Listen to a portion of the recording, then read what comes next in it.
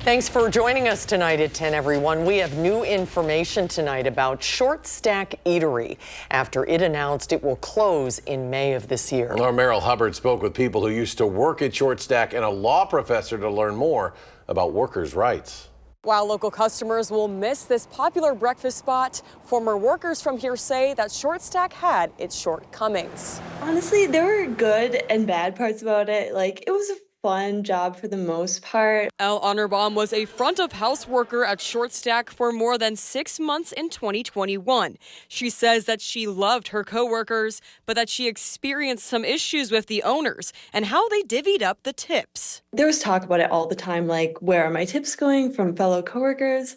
And it just seemed like it was a really hard thing to pinpoint, like if or when it was happening, because we weren't really told about it. But sometimes their paycheck would just be a lot lower. At Stack, tips are divided among all staff from one jar. Honorbaum doesn't remember losing tips of her own, but she does remember it being a topic of conversation among her coworkers. So we thought that was weird, but we didn't really know what to do about it. Workers sometimes received emails like this one from management, where it outlines updates in operations and states, quote, "Please read and respond to this email within 3 days or lose cash tips." I would argue that disciplining an employee by removing the tips they make in a day is not legitimate discipline and is not something that should be allowed under the Wage Payment and Collection Act. Alexia Kulwick is a UW-Madison law professor in the Department of Labor Education. So one other thing I'll say is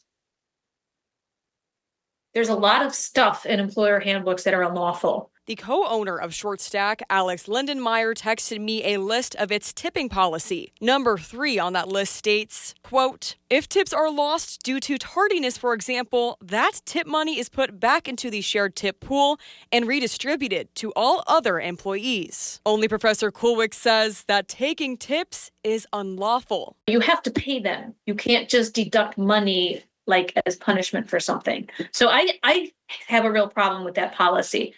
It's been years since Honorbaum worked at the eatery, but like many of her colleagues, she still has questions unanswered. Yeah, it'd be nice to get some answers on that, because that's always what I think of when I think of Stack, that they were stealing our tips. Reporting in Madison, Merrill Hubbard, News 3 Now.